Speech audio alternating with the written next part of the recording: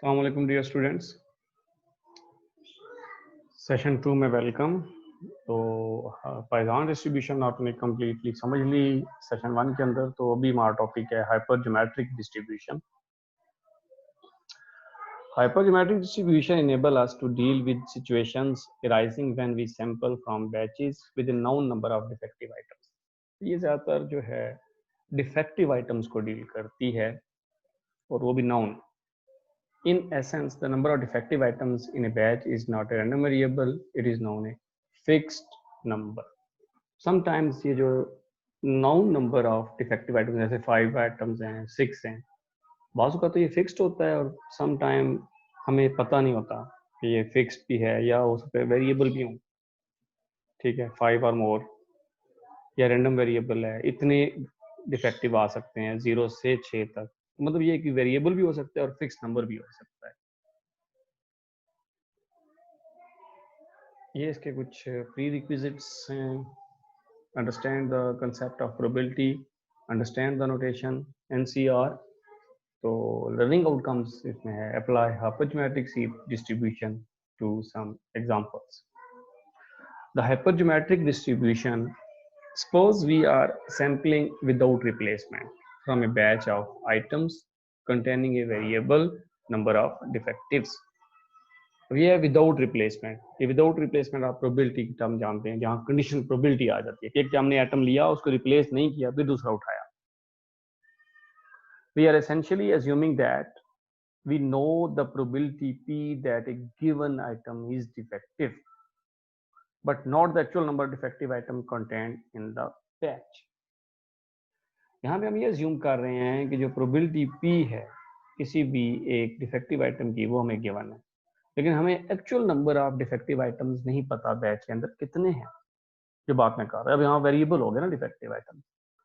The number of defective items in A batch is a random variable in this case.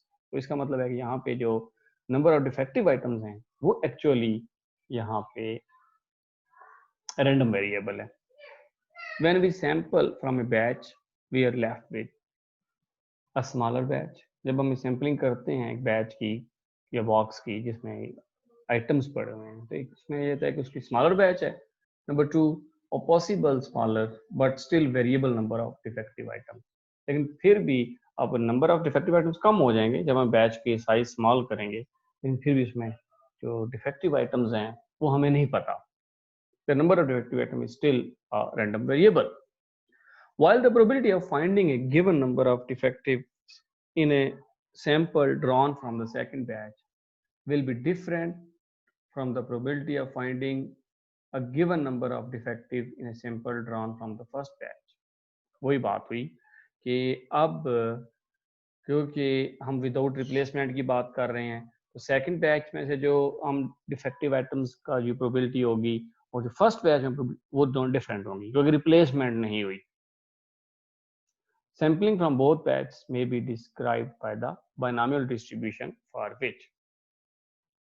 binomial distribution से अब एक defective items की probability, वही formula आप सबको पता है, NCR 1 minus p की power n minus r p की power r। Sampling in this case the values of n and p in general but not the underlying distribution describing the sampling process। Example, a batch of 100 piston rings is known to contain 10 defective rings। If 2 pistons are drawn from the batch, write down the probabilities that the first ring is defective, the second ring is defective given that first one is defective। अब देखें यहाँ पे conditional probability आ गई है। Second में अगर आप थोड़ा गौर करें तो हम एक ही वक्त में 2 पिस्टन्स नहीं ड्रॉ कर रहे हैं, 1 by 1 ड्रॉ कर रहे हैं। The probability that first ring is defective is clearly 10 by 100। Probability तो ये है 10 by 100 क्योंकि 100 टोटल है और 10 डिफेक्टिव हैं। This is 1 by 10। First ring की आ गई।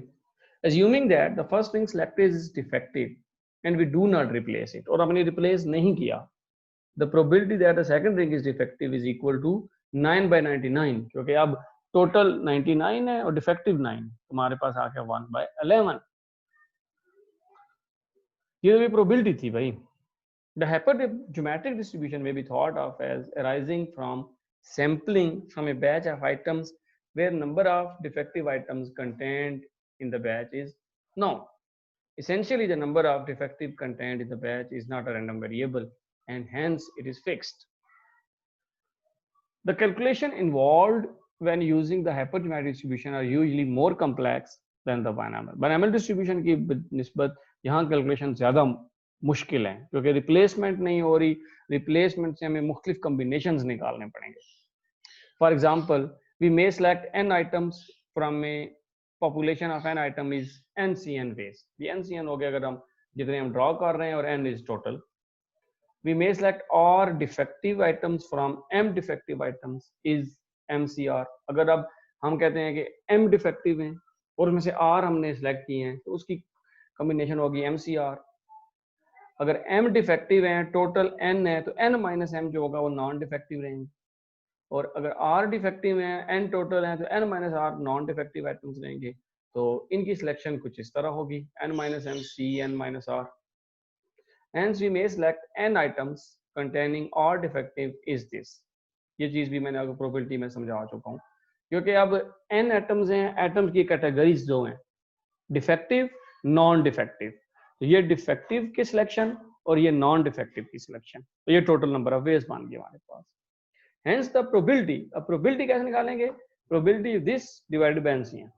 ये देखें MCR into n minus M Cn minus R over NCN. तो यही हमारे पास क्या है? Poisson distribution, hypergeometric distribution. Sorry, hypergeometric distribution is this: MCR n minus M NCR over NCN, which describes the probability of obtaining a sample of size n containing R defective atoms from a population of size capital N, known to contain M defective items. This is the hypergeometric distribution. और आपने देखा इस distribution में concern इसका वही है, defective items की selection. A batch of 10 rocker cover gaskets contains 4 defective gaskets. एक 10 का साइज है जिसमें 4 डिफेक्टिव gaskets हैं. If we draw a sample of size 3 without replacement, अगर अब हम उसमें से अब 3 जो हैं वो विदाउट रिप्लेसमेंट ड्रॉ कर रहे हैं फ्रॉम द बैच ऑफ 10 के बैच से, find probability that a sample contains 2 defective gaskets. हमने प्रोबेबिलिटी ये बतानी है कि उस सैंपल में से 2 जो हैं वो defective gaskets. So probability of x is equal to r, ये फार्मूला हमने पढ़ा था अभी MCR n minus MC n minus R NCN. Total देखें 10 हैं आइटम्स, n कैपिटल 10 हो गया, 4 डिफेक्टिव्स हैं तो M 4 हो गया, 3 हम सेलेक्ट कर रहे हैं तो स्मॉल n 3 है, उनमें से 2 डिफेक्टिव हैं R 2 है. तो हमने सारी वैल्यूज पुट की हैं, we get the probability.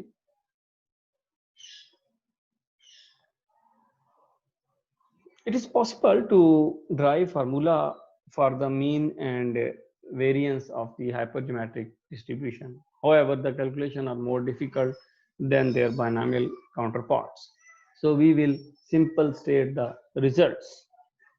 That is expectation and variance of this is again NP. ये तो फार्मूला वही है जो बाइनोमियल वाला है.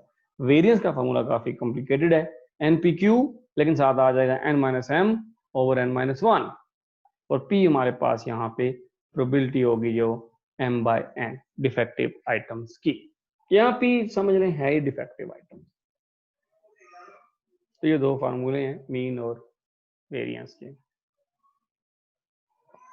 For the previous example concerning rocker cover gaskets, find expectation and variance of samples containing 2 defective gaskets.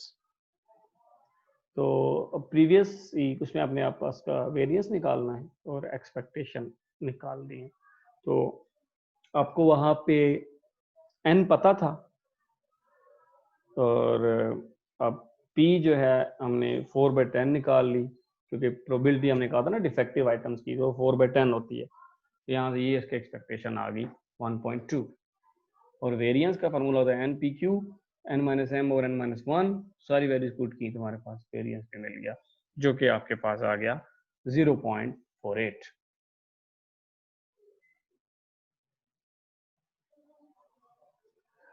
ये एक task है आप लोगों के लिए।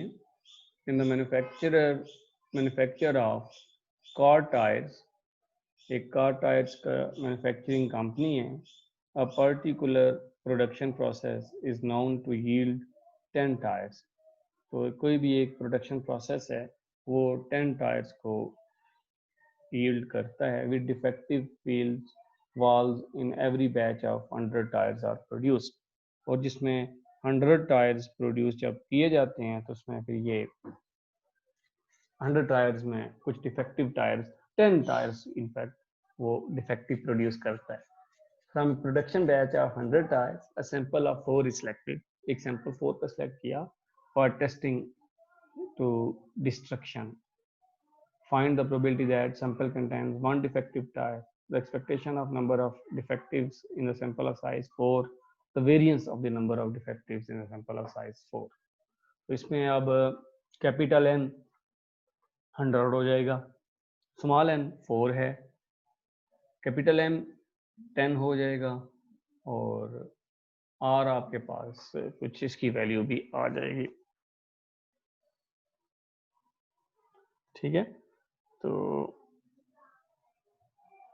ये क्वेश्चन आप लोगों ने खुद कंप्लीट करना है।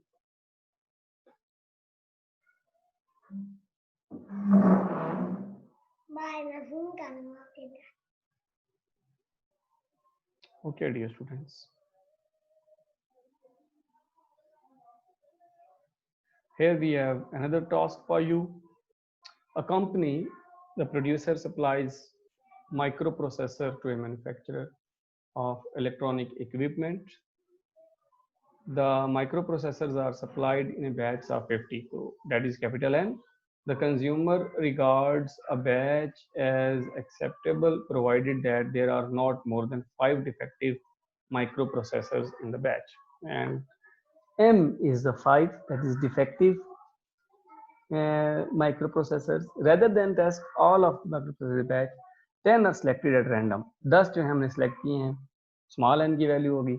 Find probability that out of a sample of 10, D is equal to this are defective, and there are actually 5 defective microprocessors in the batch. तो अब ये different microprocessors हैं, 0, 1, 2, 3, 4, 5, इसकी probability आपने निकालनी है. B part पे, suppose that consumer will accept the batch provided that not more than m defectives are found in the sample of 10. तो जो हैं वो 10 से ज़्यादा जो हैं वो प्रोड्यूस ना हो सैंपल में. Find probability that the batch is accepted when there are 5 defectives in the batch, and find probability that batch is rejected when there are 3 defectives in the batch. तो ये प्रॉब्लम भी आप लोगों ने खुद सॉल्व करना है. Not a so tough one, easy one in fact. ये एक आप लोगों के लिए एक्सरसाइज का क्वेश्चन है, जस्ट अ वन. तो ये आप लोगों ने कंप्लीट करना है. This is the hyper. So dear students, here we have the loss distribution, normal distribution. ये normal distribution है dear students, ये है आपके पास continuous probability distribution. तो continuous probability distribution में ये आती है. बाकी जो आपने 3 पढ़ी हैं वो सारी की सारी discrete probability distributions में हैं. तो mass produced item should be conformed to a specification. Usually a mean is aimed for, but due to random errors in the production process, a tolerance set on deviation from the mean. ये कहता है कि बाज़ औक़ात हम मतलब जो कुछ टॉलरेंस सेट करते हैं, जैसे हर एक चीज़ की खास टॉलरेंस होती है जो मीन से डेविएट करती है. तो for example we produce piston rings which have a target mean internal diameter of 40 mm, then realistically we expect that diameter to deviate only slightly from this value. तो कहते हैं कि अगर हम एक पिस्टन जो है 45 mm के बनाना चाहते हैं तो फिर हमारा मकसद यही होता है ना कि हम हमारा जो प्रोडक्शन हो वो इसके अराउंड बोट ही हो, बहुत ज़्यादा इससे डेविएट ना करे, स्लाइटली तो हो सकता है 45.1 हो जाए या 44.9 हो जाए, इतनी ज़्यादा डेविएशंस तो पॉसिबल नहीं है, एक्सेप्टेबल नहीं है in fact. The deviations from the mean value are often modeled by normal distributions. तो जो ये deviations है ना, इसको हम normal distributions में मॉडल करते हैं. Suppose we decide that diameters in the range 44.95 mm to 45.05 are acceptable. ये tolerance हमने set कर दी. Then what proportion of output is satisfactory? फिर अब कौन सी proportion हमारे लिए ये जो output किया वो हमारे लिए satisfactory होगी. तो इस तरह के प्रॉब्लम्स हम नॉर्मल डिस्ट्रीब्यूशंस में डील करते हैं. Okay, the normal distribution is most widely used model for the distribution of random variable. This is a very good reason for this. Practical experiments involve measurements and measurements involve errors. Practically अब सारों को पता है कि measurements पे depend करता है और जहां मेजरमेंट्स होती हैं वहां पे एरर्स आने के काफी चांसेस होते हैं. However, you go about measuring a quantity, inaccuracies of all sorts can make themselves felt. For example, if you are measuring a length using a device as crude as a ruler, you may find errors arising due to the calibration of the ruler itself, parallel x error. ये मुख्तलिफ error जो हम बता रहे हैं ये आ सकते हैं. मैं इस पे ज़्यादा टाइम अब नहीं लगाता, आप इसको खुद पढ़ लीजिएगा. The central limit theorem. If you use a meter with a digital readout, you will avoid some of the above errors. वही बात है, जब आप डिजिटल मीटर्स लगाते हैं तो फिर इन एरर्स को खत्म हो जाता है. तो let's see, we have some central limit theorem. थोड़ा सा आगे इसको देख लें. You often present in the design of the electronics controlling the meter will present. Errors are unavoidable and are usually the sum of several factors. The behavior of variables, which are sum of several other variables, is described by a very important and powerful result called the central limit theorem. ये central limit theorem क्या है? Let x be the sum of n independent random variables. x जो है वो n independent variables का sum है. Having a distribution with mean mu I. हर एक variable का मीन डिफरेंट है और हर एक का वेरिएंस डिफरेंट है. सिग्मा आई इसलिए कह दिया. फॉर एग्जांपल, फर्स्ट वेरिएबल का मीन है mu1, सेकंड का mu2, थर्ड का mu3 एंड सो ऑन. तो ये टोटल मीन हो गया एक्सपेक्टेशन ऑफ x और ये टोटल वेरिएंस हो गया. And becomes normal as n goes to infinity. और नॉर्मल कब बनेगा? जब हम n को कहते हैं कि बहुत बड़ा हो जाए. Essentially, we are saying that quantity which represents the combined effect of number of variables will be approximately normal no matter what the original distribution are, provided that sigma square is less than 20. So this is why the normal distribution is crucially important to engineers. A quotation attributed to Professor Lippmann, winner of a Nobel Prize in Physics in 1908. Everybody believes the law of errors. Her body believe करता है error के laws को. Experimenters because they think it is a mathematical theorem, and mathematician because they think it is an experimental fact. You may think that anything you measure follows an approximate normal distribution. कितनी अब important normal distribution है. जो चीजें हम measure करते हैं वो normal distribution को follow करता है. Unfortunately, this is not the case. While the heights of a human being follow a normal distribution, weights do not. Heights are the result of interaction of many factors, while weights principally depend on lifestyle. So, the probability density function of a normal distribution with mean mu and variance sigma square is given by this. 1 और sigma under root 2 pi e raise to this x minus mu square root 2.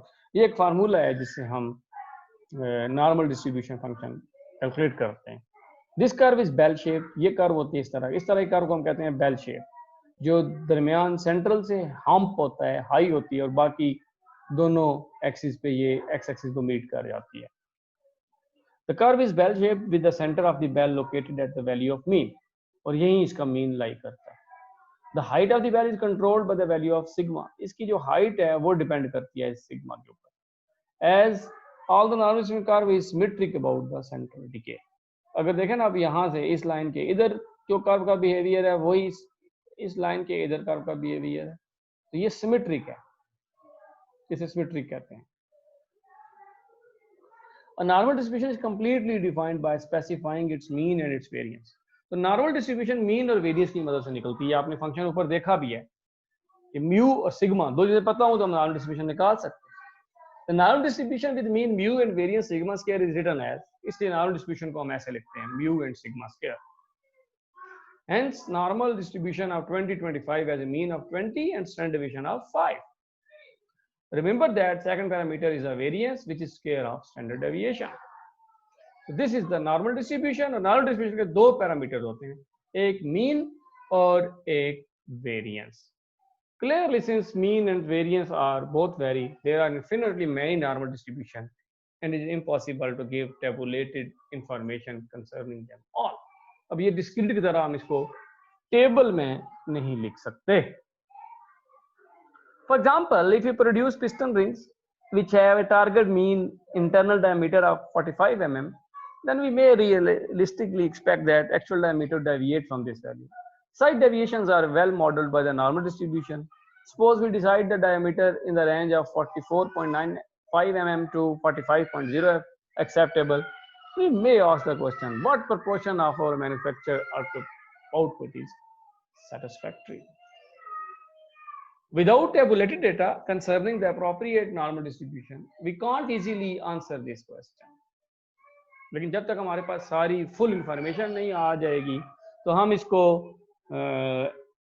नहीं इस question का answer कर सकते। Since tabulated data allow us to apply distributions to a wide variety of situations, and we can't tabulate normal distribution, we tabulate only one. तो आइए जरा देखते हैं how is it possible.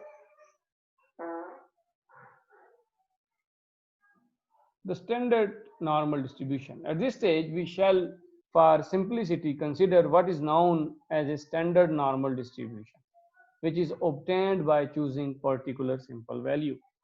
The standard normal distribution has a mean 0 and a variance plan. ये याद रखना भाई, जो स्टैंडर्ड नॉर्मल डिस्ट्रीब्यूशन होते हैं उसका मीन हमेशा 0 होता है, उसका वेरिएंस 1 होता है। तो फार्मूले में आप मीन और वेरिएंस को 0 और 1 पुट कर दें, तुम्हारे पास ये फार्मूला उसकी कुछ ये शेप होती है। This is the standard normal distribution. If the behavior of a continuous variable x is described by the distribution n, mu and sigma square, then the behavior of random variable z is equal to x minus mu over sigma is described the normal distribution. ये अगर कोई distribution normal नहीं है ना तो normal बनाने का ये फार्मूला है। देखें अगर x को हम mu पुट कर दें तो mu माइनस mu 0 हो जाएगा और इसका वेरिएंस हमेशा 1 होगा। तो ये अगर नॉर्मल नहीं है तो नॉर्मल बनाने के लिए ये ट्रांसफॉर्मेशन यूज करते हैं हम लोग।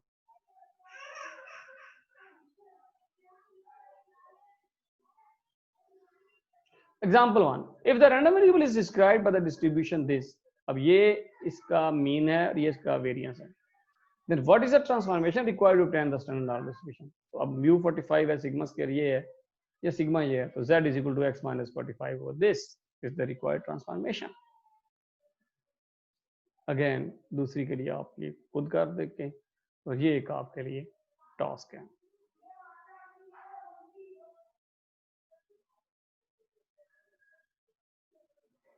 Probabilities and normal distributions. तो अब हम probability और normal distributions को चेक करते हैं। Since the standard normal distribution is so frequently, a table of values has been produced to help us calculate probabilities. तो since the total area under the curve is equal to 1, normal distribution का total area जो होता है 1 होगा from the symmetric in the curve, that the area under the curve is region z greater than 0 is equal to 0.5. इसका मतलब symmetric है ना, तो एक तरफ 0.5 होगा और दूसरी तरफ 0.5 होगा क्योंकि टोटल जो एरिया 1 है। The shaded area is the probability that z takes values between 0 and z1. इसका मतलब है कि अब जो इसकी प्रोबेबिलिटी होगी वो 0 और 0.5 के इन बिटवीन आएगी। What is probability that Z takes the values between 0 and 1.9? Refer to the table of normal distributions. The rho being, ये अभी मैं आपको बताता हूँ, पहले आपको इसका टेबल बताना पड़ेगा। तो टेबल के बगैर आप इसकी वैल्यूज नहीं निकाल सकते। तो मेरे ख्याल में पहले हम इसके टेबल पे चलते हैं। यह बेहतर है कि अब मैं लेक्चर यहाँ रोकता हूँ, तो फिर मैं आपको चीज़ें नेक्स्ट फिर क्लियर करवाता हूँ। फिलहाल के लिए इतना ही काफ़ी है।